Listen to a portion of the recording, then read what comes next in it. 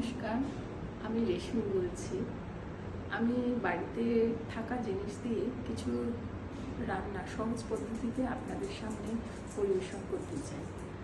আজকে যে রান্নাটা দেখাবো তার জন্য হয়তো একটু কিছু কিনতে হবে, তাও মাখন বলুন, ধনেপাতা বলুন, এগুলো নুন, গোলমরিচ আমাদের থাকে। পার্সলি পাতাটা হয়তো স্কিপ করতে বলতে পারবো, ওটা পার্সলে একটা গন্ধটা মেন করে।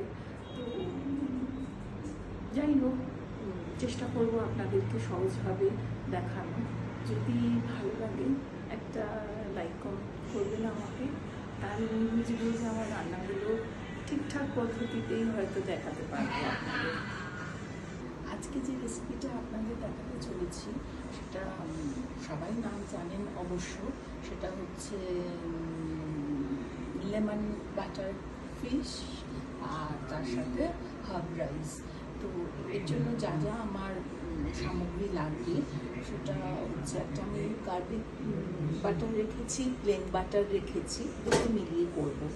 এটা ধনেপাতা কুচি আর চপড গার্লিক, চপড পার্সলে, নুন, গোলমরিচ, অলিভ অয়েল। এটা আপনারা নাও দিতে পারেন, সাদা তেল দিয়েও করতে পারেন, আমার ছিল বলে আমি রেখেছি। তাছাড়া আর হার্ব রাইস বানাতে যেটা লাগবে সেটা হচ্ছে মিক্স হার্ব রেখেছি আর অরিগ্যানো রেখেছি। অনেকটাই আমার পদ্ধতি। অনেকেই ভাবতে পারেন যে কেন অরিগ্যানো আমি দিলাম বা কিছু, এটা আমি একদম আমার মতো করে করি স্বাদটা আনার জন্য। আর প্রথমে যেটা আমাকে করতে হবে সেটা হচ্ছে আমি মাছ অলরেডি এটাকে ম্যারিনেট করে রেখে দিয়েছিলাম। তো এটা আপনি বাসা মাছের ফিলেট দিয়ে করতে পারেন বা ভেটকি ফিলেট দিয়ে করতে পারেন। এটা 2-3 দিন আগে থেকে একটু নুন, লেবু বা ভিনিগার এবং গোলমরিচ দিয়ে আমি ম্যারিনেট করে রেখে দিয়েছিলাম। তো এবং জল সোক করে শুকনো অবস্থায়, এটা কিন্তু মনে রাখতে হবে যে জল অবস্থায় যেন আমি ময়দার মধ্যে এটা কোটিংটা না করি। আচ্ছা, প্রথম হচ্ছে আমি প্যানে বাটার আর অলিভ অয়েলটা গরম করতে দেব, কারণ মাছটা আমাকে আগে ভাজতে হবে। তো মাছটা ভাজতে হবে, মাছটা ভাজার পরে আমার আস্তে আস্তে রান্নার ইয়েটা শুরু হবে। আমি প্রথমে একটু এটায় প্লেন দিয়ে দিলাম বাটার, এবং তার সাথে আমি একটু অলিভ অয়েলও যোগ করছি। যদি না থাকে একদম ঘাবড়াবেন না, তার জন্য আপনারা সাদা তেল অবশ্যই ব্যবহার করতে পারবেন, অলিভ অয়েলেই করতে হবে, এটা ম্যান্ডেটরি নয়। গ্যাসের আঁচটা এমনভাবে রাখবেন যাতে মাছগুলো না পুড়ে যায় না কাঁচা থাকে, এটাও খেয়াল রাখবেন। গ্যাসের আঁচটা একটু বাড়িয়ে দিয়ে জাস্ট একটু মাখনটা গলে গেলে গ্যাসের আঁচ একদম কমিয়ে দেবেন। কমিয়ে দেওয়ার পরে আমি যেটা দেখাচ্ছি, এই আমি মাছের মধ্যে ময়দার কোটিংটা করে নিচ্ছি। জাস্ট করে আস্তে আস্তে আমি এগুলোকে প্যানের মধ্যে দিয়ে দেবো। কোনো অসুবিধেকর কাজ না, কোনো ঝামেলারও কাজ না, এটা জাস্ট এই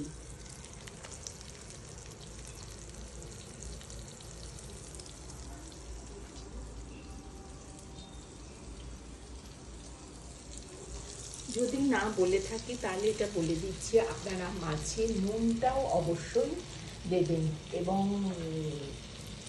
যদি পারেন ময়দার মধ্যেও একটু নুন আর গোলমরিচটা দিয়ে নিতে পারেন।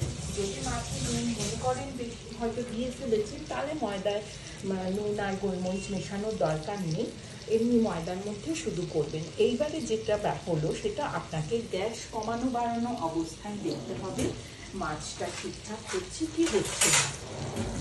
একটু বাড়ালেন, তারপরে দেখবেন যে মাছটা আগেই হচ্ছে, তো সাথে সাথে গ্যাসটা কমিয়ে দেবেন। এটা একটু সময় নিয়ে করতে হবে। এটা হয়ে গেলে হার্ব রাইস করতে এমন কিছু অসুবিধা হয় না, সময়ও ব্যয় করতে হয় না। এটা জাস্ট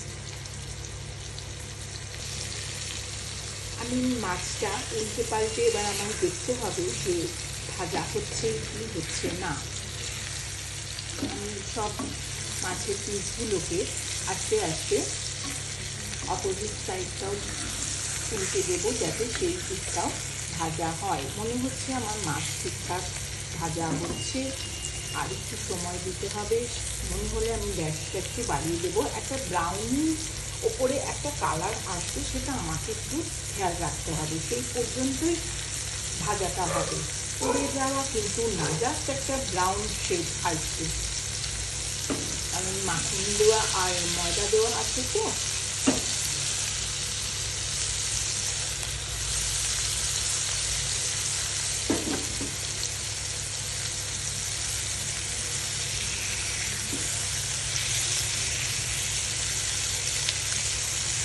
খুব হালকাভাবে মাছগুলোকে নাড়তে হবে, দেখতে হবে যাতে ভেঙে না যায়।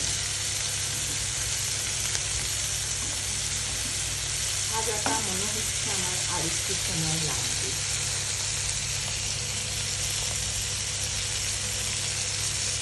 হতে থাকে ততক্ষণ। একটা পিস ভাজা হয়ে গেছে। যে পিসটা গ্যাসের পিসটা আছে এইরকম ব্রাউনিশ একটা কালার চলে এলে আমি এই মাছগুলো নামিয়ে নেব। আমার অপশনাল বছর তো দেখুন এই মাছটা কিন্তু ভেঙে গেছে। এই জন্য আপনাদের বলছি এই মাছ ভাজা ব্যাপারটা আপনারা একটুখানি খেয়াল রেখে করবেন, একটু খেয়াল রেখে করবেন।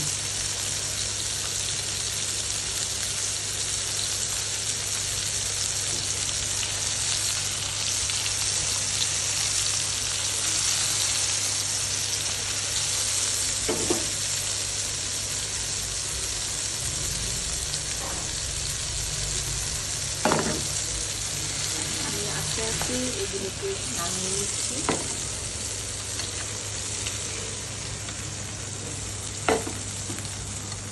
একই ভেটকি মাছ খুব নরম হয়, তার উপরে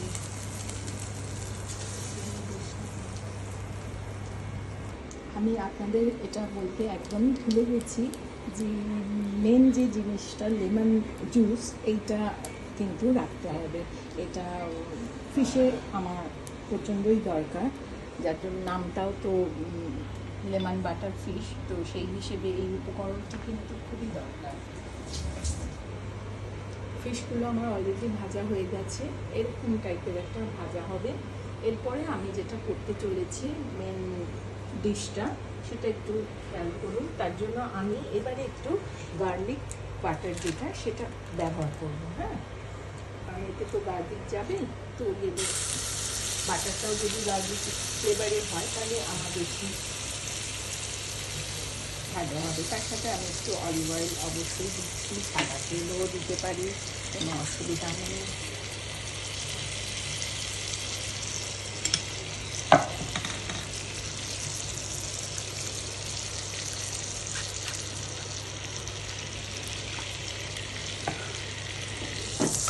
গ্যাসটা কমিয়ে নেবেন অবশ্যই।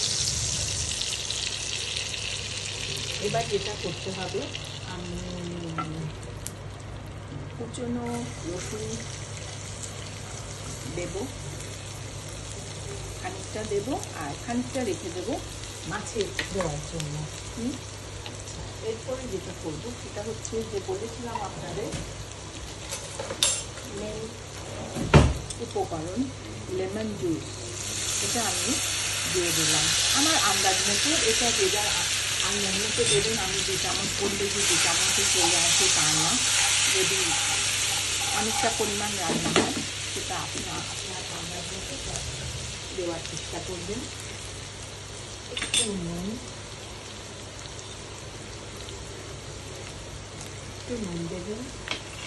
গোলমরিচটা লাগবেই আমাদের একটু ঝাল ঝাল আনার জন্য। ধনে পাতা কুচি,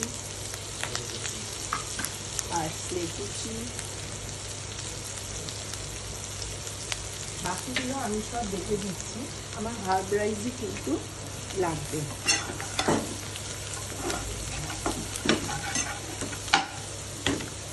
এরপরে একটা যেটা করবো সেটা হচ্ছে, এটা আমার মতে আমি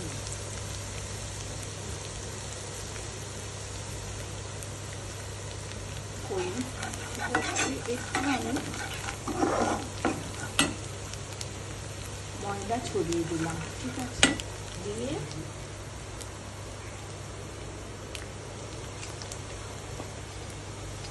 এতে একটু জল দেবো, ওই সসে ওই গ্রেভি গ্রেভি ব্যাপারটা আনার জন্য।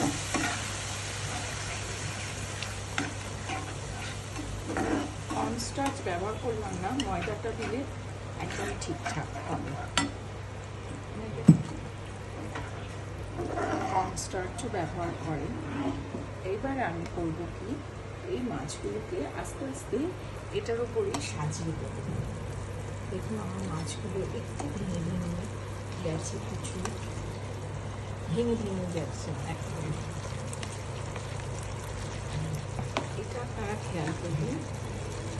আমি বাড়িতে করছি, তাই লোকজনও আসার কেউ নেই, নিজেরাই করবো, নিজেরাই খাবো। লোকজনকে তো এরকমভাবে টুকরো মাছ সার্ভ করলেও খুব একটা ভালো লাগবে না দেখতে, সেই জন্য বাড়িতে বলছি আপনাদের যে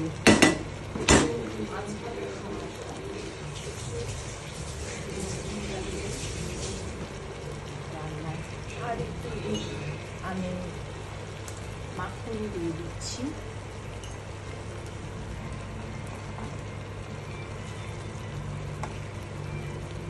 The more the merrier.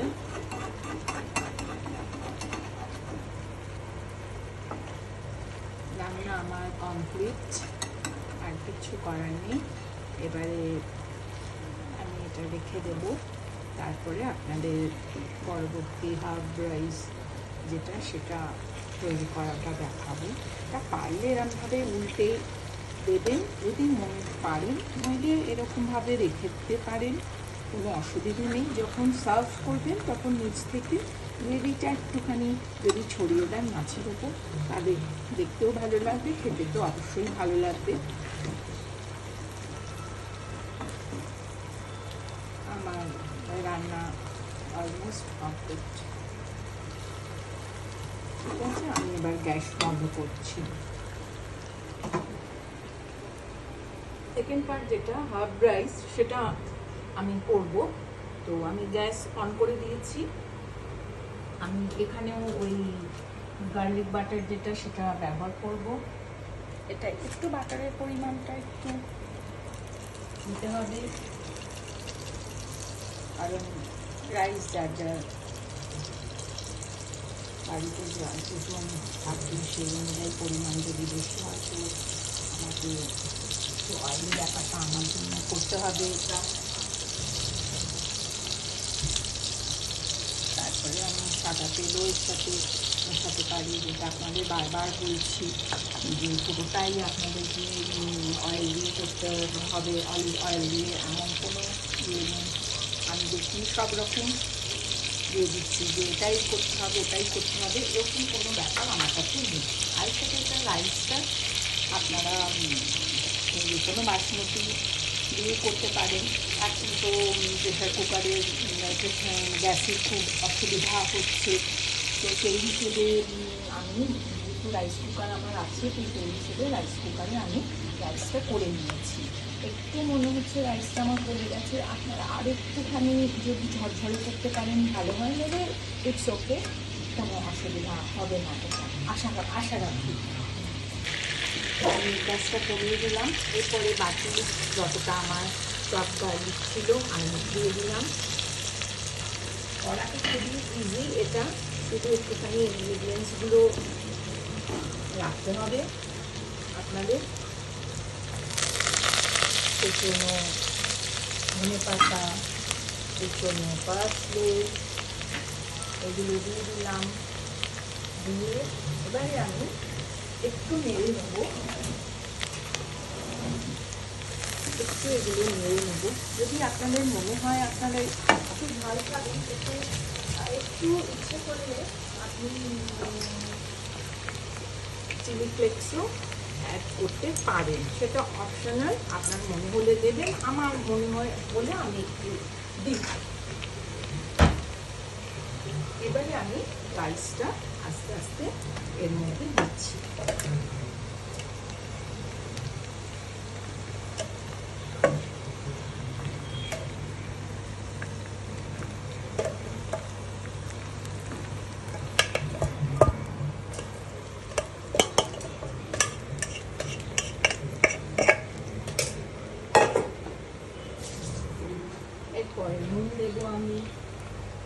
নুন দিয়ে, যদি রাইসটা আপনারা করেন নুন দিয়ে, তাহলে নুনটা একটু কম রাখবেন, টেস্ট করে পরে আপনারা নুন চাইলে দেবেন। গোলমরিচ তো অবশ্যই যাবে।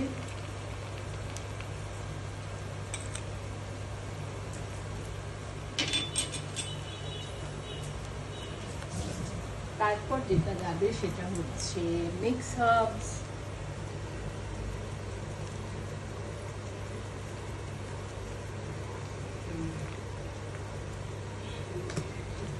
অরিগ্যানো আমি একটুখানি দিয়ে দিই।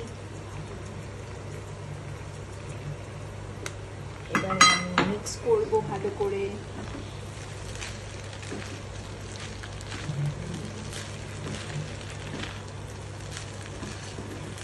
এই রাইসটা করা খুবই ইজি, শুধু যেগুলো দিতে হবে সেগুলো হাতের কাছে থাকলে আর রাইস করে নিলে আপনার 10 মিনিটের বেশি মনে হয় না সময় লাগবে এটা মিক্স করতে।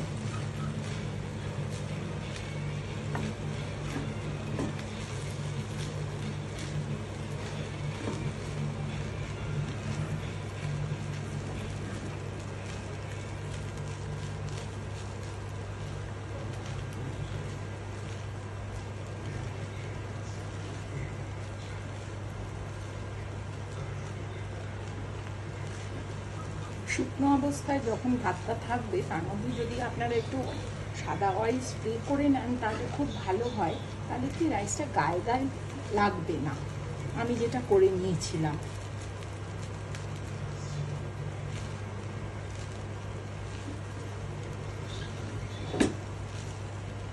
আমার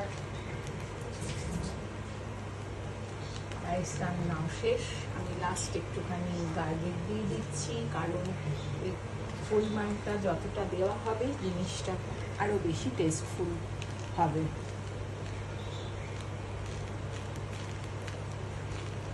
কারণ দুটো রান্নাই একটু বাটার নির্ভরশীল বলে বাটারটা একটুখানি আমাকে, বাটারের স্মেলটা এলে তাদের রান্নাটা একটু সুস্বাদু হয় আমার মনে হয়।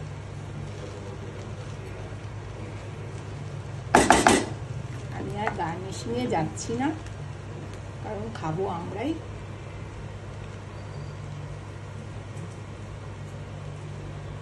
একদম ঘরোয়া পদ্ধতিতে বাড়ির মতো করে আপনাদের দেখালাম। আমি গ্যাস বন্ধ করে দিচ্ছি। রান্না আমার কমপ্লিট। এবার আপনারা, যদি আপনাদের রান্না ভালো লাগে অবশ্যই আমাকে একটা লাইক কমেন্ট করে জানাবেন, লিখবেন যে ভালো লাগলো কি লাগলো না দেখে, আর কিছু ভুল ত্রুটিও যদি থাকে সেটাও আপনারা আমাকে জানাবেন, তাহলে আমি বুঝবো যে আমি আর কিভাবে ব্যাপারটাকে অন্যরকমভাবে করতে পারি বা আরও ভালোভাবে রিপ্রেজেন্ট করতে পারি। এটাই বলে আমি এখানে আমার রান্নার কাজ শেষ করছি। নমস্কার।